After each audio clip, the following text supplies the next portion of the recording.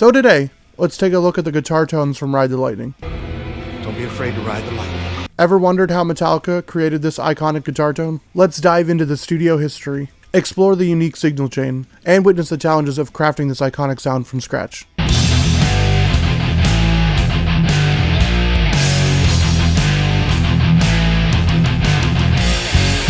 Discover the amp dilemma faced by James Hetfield, the stolen Marshall's impact on Fade to Black.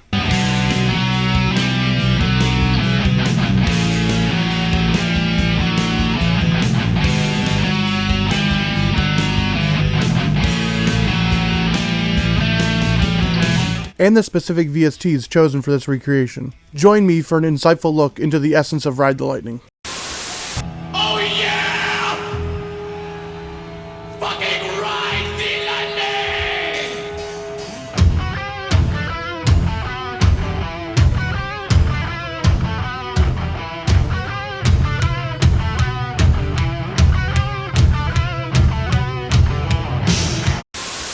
What's up, I'm Brian, and on my channel I like to dive into riffs, histories, guitars, and tones. This week, let's dive into recreating the iconic guitar sound from Ride the Lightning. The early Metallica guitar sound differs from their later works, and recently they have revisited this classic guitar sound on 72 Seasons, thanks to the amps chosen for these albums. While the album may lack gear notes from Flemming Rasmussen, I feel like I've really honed in on a good guitar sound for this album, and my signal chain is basically free. First, let's talk about some of the history behind the album.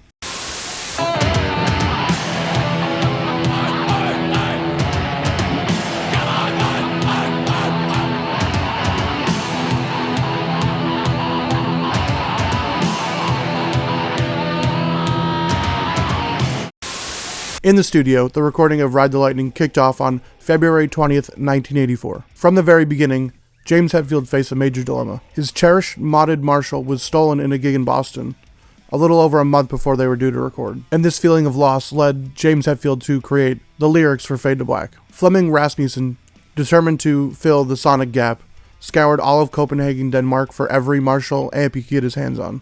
After intense searching, they settled on an amp and cab combo that would become the iconic Ride the Lightning sound. While I can't find a definitive source on what gear was used other than comments on online threads, I believe it was a Marshall JMP 2203 or a Marshall JCM 800, both amps that James would have used, and this album would mark the end of Marshall's presence on Metallica albums for a while. But recently James has reacquired a modded Marshall that he's been using on some of the new albums. Ride the Lightning would also mark the final use of a tube screamer to boost their tone.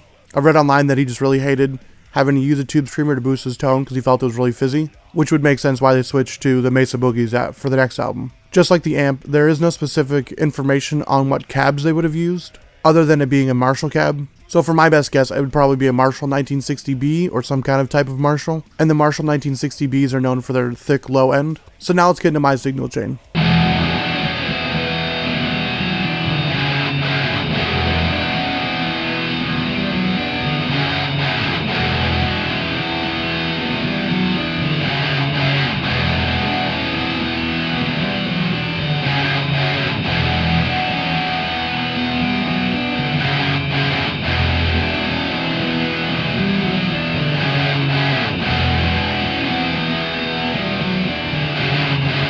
When I was trying to craft my signal chain for this tone, I wanted to stick to affordable options because I really like having options that everyone could use. And while I love my HX Stomp, the price tag is pretty hefty for a lot of people, and there are more affordable options out there.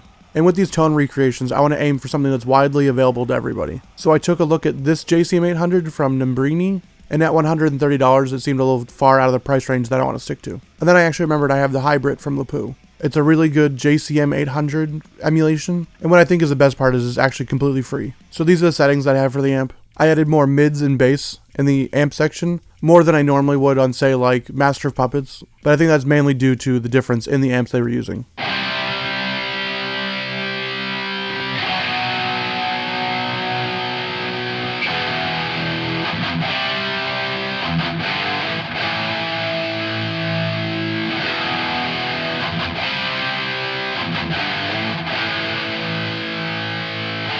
And just like James, I feel like this tone needed to be boosted by a tube screamer, and I'm using the TSE 808, which is another completely free VST that you can find online, and here are my settings for that.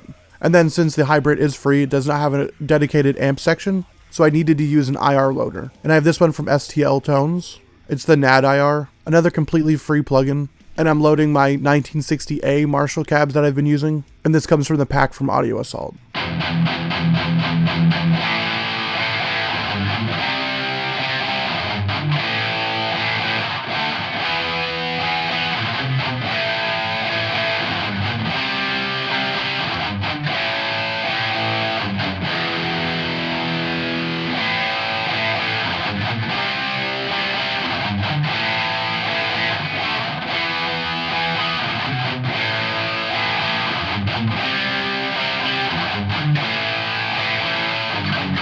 NADir is perfect for this tone because it offers me more tone shaping options. It allows me the ability to add in some artificial room that I think these guitar tones really need. Because the guitar tones for Ride the Lightning weren't recorded in a completely soundproof room, there was some room reverb on those guitars. So it's nice to be able to add them in on the amp section. And I actually got this idea from Mason V. He's Synthedelic Tones. And I feel like it works really well for these tones. And then here are the settings for the cab section. Then the last part of my signal chain is just a simple EQ. As far as I know, they didn't use the Aphex EQ F2 on this album like they did for Master Puppets and Injustice for All, but I feel that tweaking the EQ to those settings is really helping my tone. And then here's my settings for that.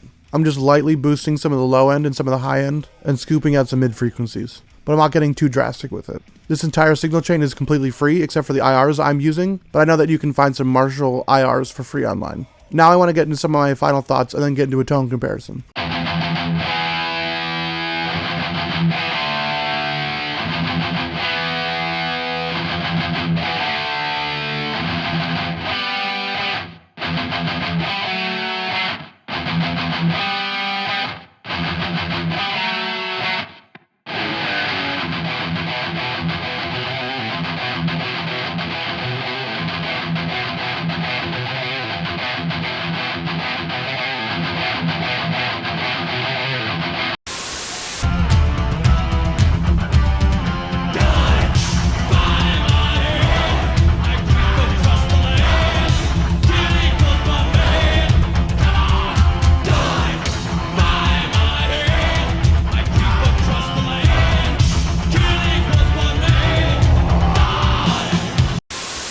Crafting this tone from scratch with the free VSTs was a unique challenge, but was a rewarding process. Going the free route meant having to use multiple plugins to get the desired tone that I wanted, because none of the free options that I have had all of the tone options that I wanted.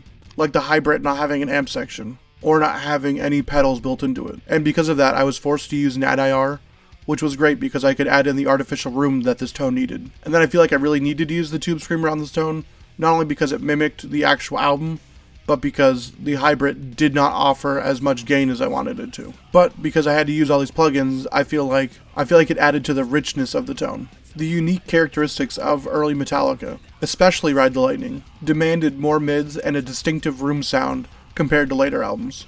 And then once I recognized this, I feel like the tone fell into place easily. What I feel sets Ride the Lightning apart is its tone consistency across all the songs, making this tone recreation even more straightforward. This was a really fun tone to recreate, and I feel like this is my best one yet, and I did a really good job with it. I've learned a lot from all the other ones that I've made so far, and I've realized that maybe using a little bit less gain or shaping the tone some more are what these tones need. And I'm just really proud of what I was able to recreate here. Now I want to compare my tone with the IRs that I like to use against the Tone Deck IRs that I like to use for all these songs as well. Tone Deck provides an IR for each one of these tracks, and I feel like it really mimics the album sound very closely, so I like to compare my sound to the Tone Deck IRs. So now here's an A-B comparison of my tone.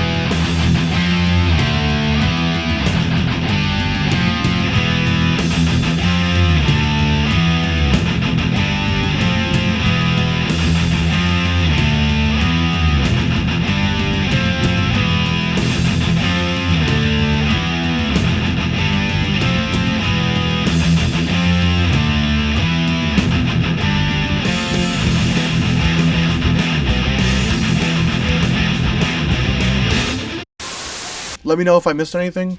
Let me know what you think of my tone. Did I do a really good job with my IRs, or is the Tone Deck tone even better? Thank you for all your support on my channel. It really means a lot to me, and I have a lot more on the way, so just stay tuned. If you enjoyed this video, I want you to check out this video right here. I did a cover of For Whom the Bell Tolls. I broke down the history of the song's creation, and did a cover of it with my own guitar tone. It was one of my earlier videos, so I was using my HX Stomp, but I feel like I really did a good job with that tone. Peace.